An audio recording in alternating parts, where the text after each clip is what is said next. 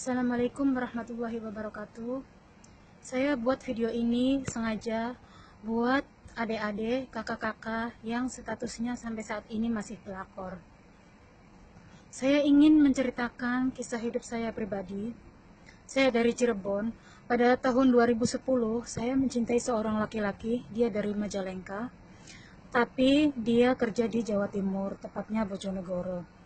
Pada saat kenalan, dia ngakunya duda. Kenalan sudah lama, kita udah sering ketemu, sampai suatu saat saya lihat KTP dia masih beristri. Kemudian saya tanya, ini apa maksudnya? Dia bilang, ya saya masih beristri. Dia di situ nangis, minta maaf.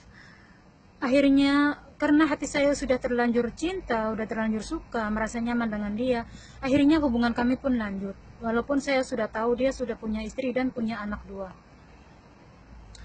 Kami sering ketemuan. Waktu itu saya merasa sangat bangga sekali ketika dia selalu menuruti semua kemauan saya. Di situ kelebihan dia, selalu memanjakan saya apa yang saya inginkan.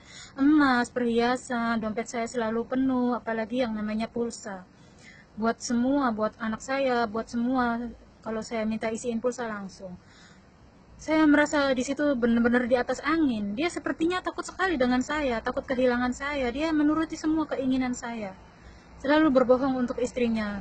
Dia bilang, saya ada dinas luar kota, di sana nggak ada sinyal. Nanti kalau saya jarang hubungin kamu, jangan marah.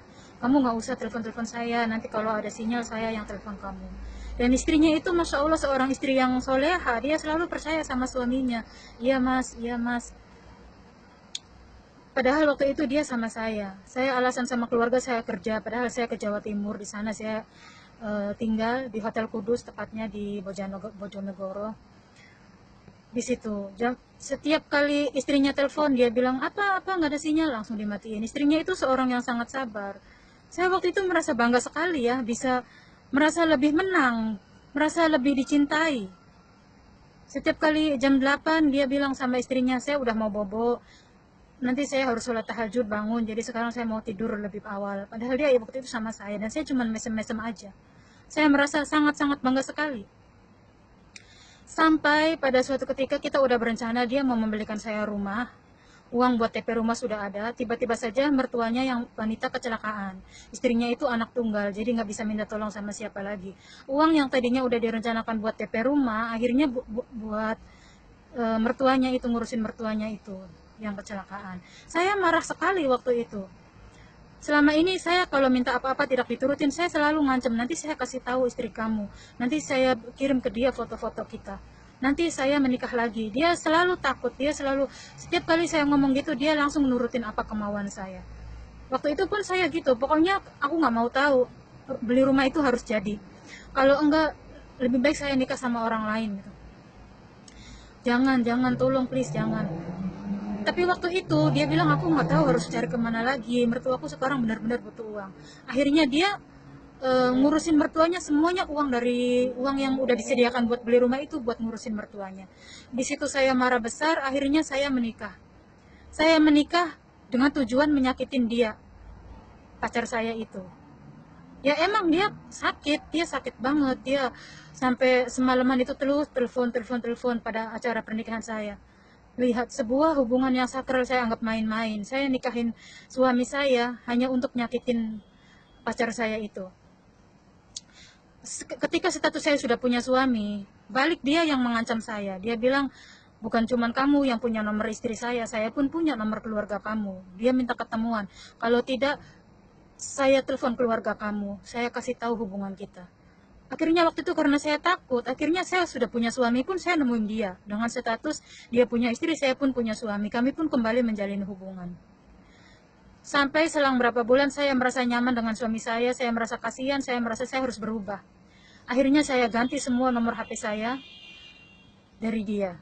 Dan ternyata dia bukan cuma sekedar ngancam, dia beneran nelpon keluarga saya. Dia beneran cerita semuanya. Dia nanya nomor telepon saya. Kata keluarga saya, kamu siapa? Saya pacarnya Arsi. Arsi itu sekarang udah punya suami. Kata keluarga saya kan gitu. Sekarang dia udah punya suami. Kata dia, loh orang dia yang datengin saya kok.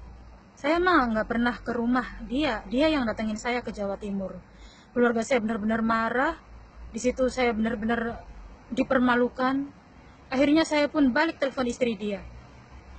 Saya balik telepon istri dia, saya bilang tolong jagain suami kamu. Istrinya dia itu bukan marah sama saya, bukan menghina saya seperti ucapan-ucapan kotor yang sering saya dengar kalau ada pelakor gitu kan berantem sama istrinya. Istrinya itu tidak, dia malahan nangis, dia memohon, Mbak tolong jauhin suami saya. Padahal saya telepon dia emang tujuannya mau minta tolong sama dia, suruh suaminya menjauhi saya. Pada waktu itu suami saya ketika tahu saya berselingkuh dengan dia, suami saya nggak terima, akhirnya saya diceraikan. Sementara dia masih baik-baik saja sama istrinya, sedangkan saya statusnya udah menjanda lagi. Saya yang saya kira pinter membodohi suami, membohongi suami, ternyata suami saya itu selama ini masih tetap hubungan sama mantan istrinya. Mantan istrinya inbox semua di screen chattingan dia sama suami aku. Akhirnya ya karena aku merasa bersalah juga, akhirnya aku pun mau dicerai. Saya kembali menjanda. Waktu itu saya marah-marah sama pacar saya yang orang Majalengka itu. Saya bilang, saya sekarang dicerai sama suami saya gara-gara kamu, saya minta tanggung jawab kamu. Dia bilang, kamu sudah berhasil membuat istri saya menangis, kamu sudah berhasil menghancurkan rumah tangga saya, sekarang saya nggak kenal kamu lagi. Di situ saya benar-benar merasa hancur. Seorang laki-laki yang selama ini begitu takut kehilangan saya, yang selama ini sepertinya begitu menyayangi saya. Ayah bunda udah nggak ada semua, kamu, dia bilang kamu. Kemudian dia ganti nomor telepon, istrinya pun ganti nomor telepon, akhirnya endingnya cuma seperti itu. Jadi buat mbak-mbak yang saat ini statusnya masih pelakor, kalau laki-laki itu bilang, saya mempertahankan rumah tangga saya hanya demi anak-anak, itu basi mbak. Semua laki-laki bilangnya begitu, saya udah gak nyaman dengan istri saya hanya berat sama anak-anak. Semua laki-laki bilangnya gitu, nyatanya dia tetap sama istrinya. Ketika semuanya terbongkar, dia tetap milih istrinya. Seorang wanita yang selama ini susah bareng sama dia. Seorang wanita yang ada ketika dia menganggur, ketika dia nggak ada kerjaan.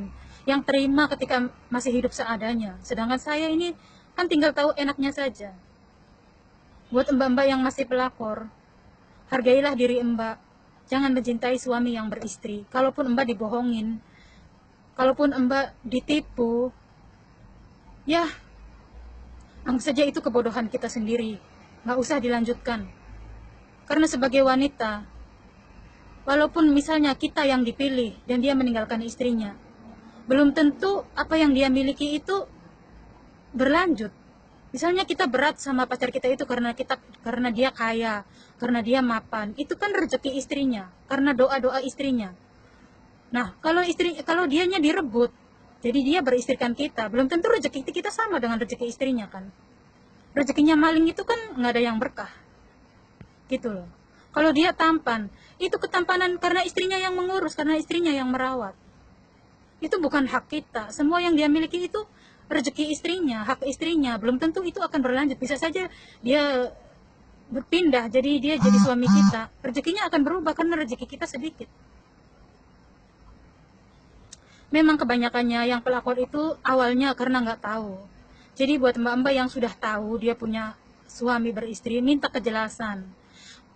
Kalaupun kita bisa merebut suami orang, dalam hati kecil kita akan terus-terus dibayangi ketakutan. Jangan-jangan suatu saat dia pun akan ninggalin kita. Seperti itu. Saya tidak pernah menghujat orang yang pelakor. Banyak sekali video-video yang viral, karena saya pun pernah merasakannya.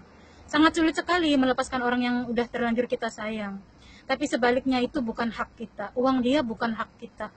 Ketampanan dia, kemapanan dia itu semua dari istrinya.